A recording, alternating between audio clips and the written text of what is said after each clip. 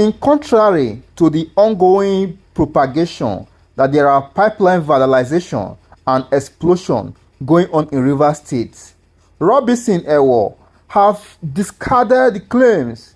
He noted that the Rivers State is at peace and that there are no pipeline vandalization nor any sort of explosion occurring in the state. Robinson postulated that there was a high level of conspiracy between Wike and Abuja Cabals due to the manner Fubara was unconstitutionally suspended from office as governor. Dr. Robinson Ewor is acting chairman of the Rivers State chapter of the People's Democratic Party.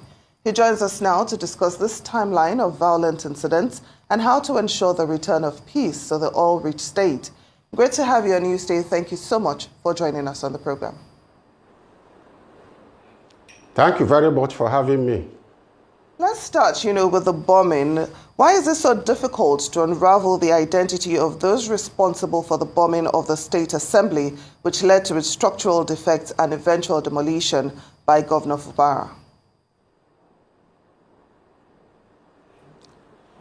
Okay, clearly, when the bombing happened in 2023 at the State House of Assembly, the police quickly squirmed into action. The police made some arrests. At least 5 persons were arrested by the police, and they were all transferred to the forces headquarters in Abuja. They were subsequently charged to an Abuja High Court, and they were later transferred to Port Harcourt Division of the Federal High Court. But the police didn't follow up the matter, and the matter was struck out early this year. It's not as if the identity of what happened was hidden. The police actually made arrests. It's for the police to attend court and prosecute those that were arrested if they were actually those involved. Well, the bombing surely caused disruptions of the state's legislative branch of government due to the building not being there. What are some of the legal implications thus far, and of course the political fallout for Governor Fubara, because it seems as though this was when most, if not all, the trouble started? The bombing of the State House of Assembly itself is not the beginning and end of the matter. Of the crisis was when the 27 lawmakers said they were going to impeach the governor, Governor Sim Fubara. It was because the action was on, the bombing in the State House of Assembly took place. Subsequently, the 27 lawmakers defected on their own to the All Progressive Congress. Before this time, that was December in 2023. Before this time, the House was in order. They were all sitting. When the House of Assembly was bombed, they moved to the House of Assembly quarters, and they used the auditorium there for their sitting. The governor, even before they moved to the House of Assembly quarters, asked them to sit in one of the buildings in the old government house. We have the old government house and we have the new government house. They were asked to use one of the old buildings in the government house, but they all moved to the House of Assembly quarters auditorium. They were sitting there peacefully until December 11th, 2023, that they defected to the All Progressive Congress. It was their defection that now gave rise to the other faction of the assembly led by then Edison Ehie as Speaker. When he resigned to take the office of the Chief of Staff, Victor Oko-Jumbo now took over. This was exactly what happened. It was their defection that gave rise to the other faction.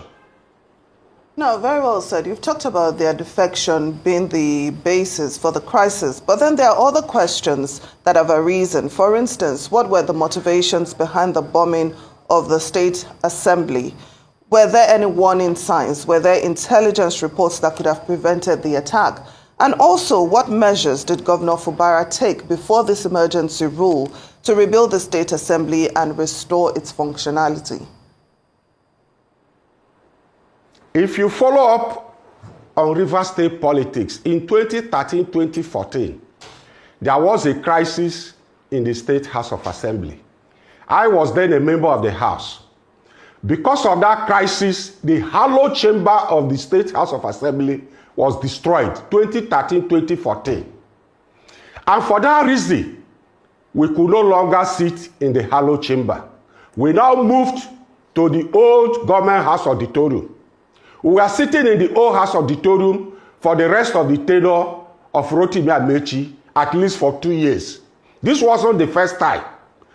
This wasn't the first time. The first was in 2013-2014, when the same FCT minister orchestrated an impeachment led just by 5 members of the House. Evans VP was one of them. Kelechi was one of them. Victor Ewor was one of them. They came, invaded the House in company of the police to impeach the Speaker.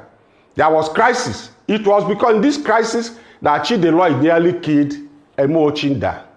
This wasn't the first time. But as we speak today, if you go to the Rivers State House of Assembly, it is 80-90% completion. It's not as if the governor didn't take action. The governor took action. The project is ongoing. It will be completed in no time.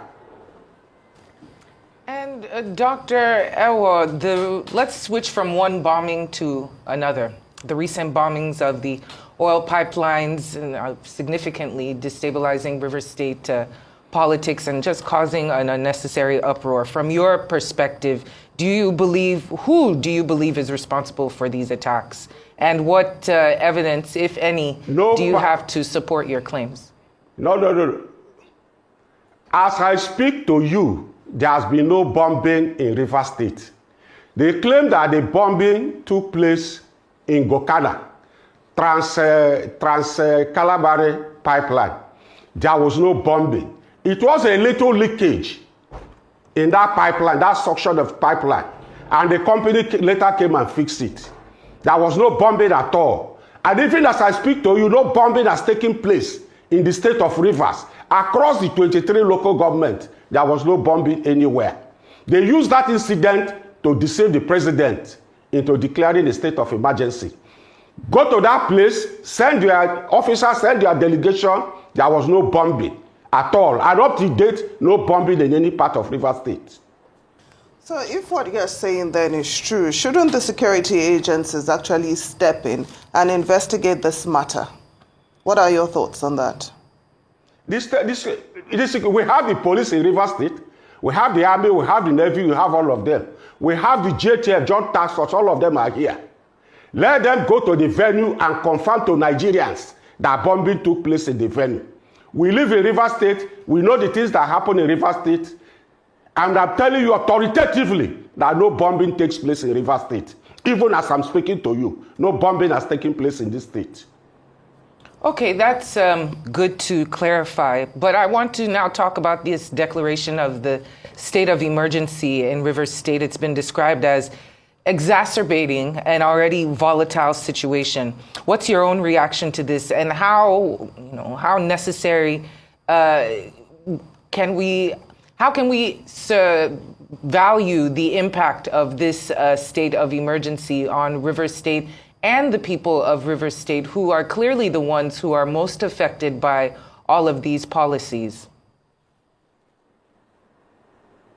Okay, clearly, as a party, as a people, as citizens of the state, we condemn that proclamation, the declaration of state of emergency in Rivers State. Because if you go to the Constitution, what I'm holding is a copy of the Constitution. Section 305 set out the conditions that a state of emergency can be declared. One of it is that Nigeria must be at war. Or 2, there must be imminent danger of war to happen in this country. 3, that there is the likelihood of total breakdown of law and order, or there is a total breakdown of law and order. Going forward, the governor can request, if there are prevailing situations in the state that will require a declaration of state of emergency, to the president. None of these conditions is prevalent in Rivers State as we speak. You cannot find one, a single one of them, listed in Section 305 of the Nigerian Constitution. The question is, where and how did the president arrive at the declaration of the state of emergency? All the things that is happening in this state is known to everybody, both journalists, non-journalists, both citizens, and those resident in Rivers State. Everybody knows the crisis in Rivers State.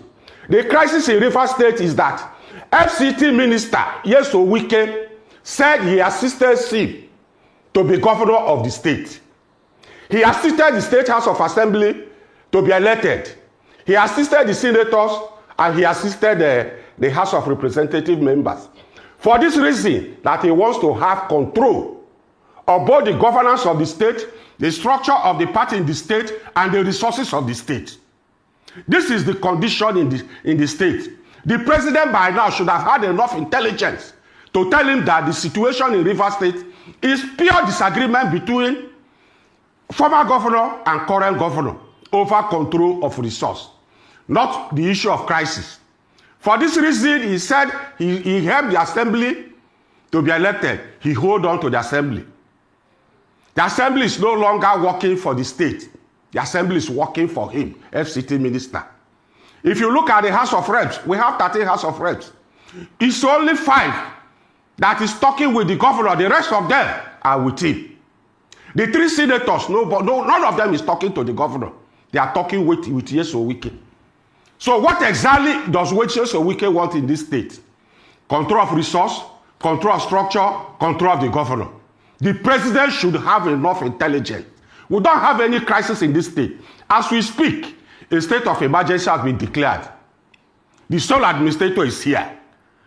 Tell me where there is crisis in the state as we speak. The sole administrator doesn't have any work in this state because there is no emergency anywhere. Rivers State is as peaceful as the water. What is the sole administrator doing now? Removing the secretary to state government in the office and appointing a new one. Asking the head of service to resign and appoint a new one. Asking the local government, head of local government to come and submit activities of local government. Are this part of the emergency in the state? Asking existing structure, civil servants to show what they are doing at the local government in the past 2 years. Is it the emergency?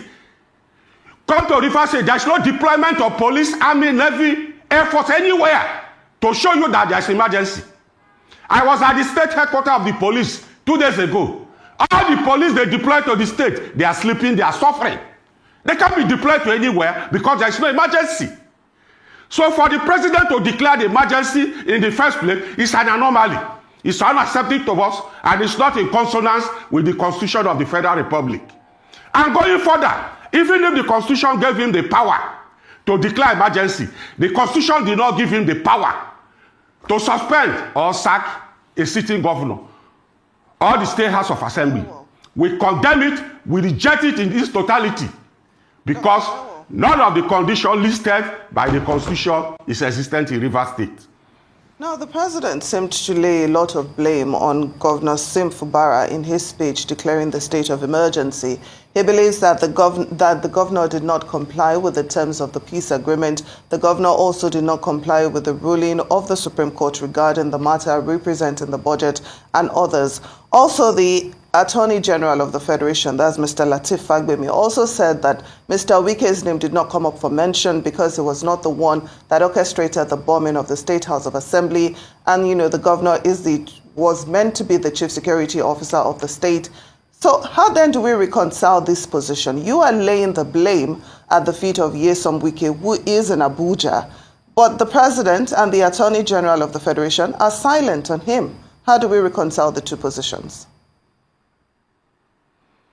Well, what is happening in the state is what I may describe as seizure, overthrow of civilian government in the state by the All Progressive Congress. The president is All Progressive Congress. Nyesom Wike is an appointee of the All Progressive Congress. The Attorney General of the Federation is an appointee of the All Progressive Congress. First, let me start with the peace accord. They finished in Abuja. One of the conditions in the peace accord is that go and withdraw all litigations in court. Fubara came, withdrew all. Allow the State House of Assembly to sit. Fubara allowed it. But they on their own did not withdraw any of their matter. The House was sitting. Fubara was complying. It was a gradual process. It's not automatic. It's not something that can be done overnight. Fubara commenced the implementation. But on their own, they reneged on their part. That was what gave rise to the collapse of that peace accord. On the Supreme Court judgment, if you look at that judgment, I'm educated, I'm not an illiterate, even if I'm not a lawyer. If a politician talks, you understand. If a high court judge writes something, you understand. If something is coming out of the Court of Appeal from the judges, you understand. If a Supreme Court justice talks and writes, you understand. You discover that the Supreme Court judgment was written and given to the men to read. That is to say you the level of corruption in Nigeria. They have destroyed the legislature, they have destroyed the executive, they have destroyed the judiciary. Before that judgment, two judgments came out. One came out uncertified true copy of that's exactly what was read in the court. We have it before they read our judgment. And when the judgment was read, we waited for the certified true copy. Lo and behold, what came to us was that same judgment we saw before the judgment. Unsigned. I have the two copies. At the end of this interview, I will transmit the two through your people to you. You will see the unsigned one and signed one. Exactly the same. Is that how judiciary work? Is that how the Supreme Court of Nigeria should work? Wow. Going forward, the Attorney General heaped on the blame on the governor. If we know that if anybody wants to kill a dog, you look for a name, a bad name to give that dog. Everybody in Rivers State, both citizens and residents, know that sin cannot throw a stone. Sin Fubara cannot throw a stone. Sin Fubara cannot even see an ant and match it. The troublemaker is Nyesom Wike. Nyesom Wike wants to seize control of the structure of the state to enable him have access to the treasury of the state. I don't know whether the president was misled into taking the action. I don't know. The Attorney General, whether he acted in good faith, I will say he didn't act in good faith because they did not have enough intelligence. If they have enough intelligence, they will tell you that Nyesom Wike, for them not to even mention Nyesom Wike, FCT minister, is to tell you the high level of conspiracy in the entire exercise. And going to the judiciary too, you see that the conspiracy even entered the judiciary. Well, Dr. The Constitution Ewor says two-thirds, one by one voting, but they went on voice vote. Is that what the Nigerian Constitution says? The answer is no. They have corrupted the judiciary, they have corrupted the executive, they have also corrupted the legislation. Well, on the that note, Dr. Ewor, we must thank you. Orchestrated by Nyesom Wike. Thank you so much for joining us here on Newsday. Dr. Robinson Ewor is the acting chairman of the River State chapter of the Democratic Party.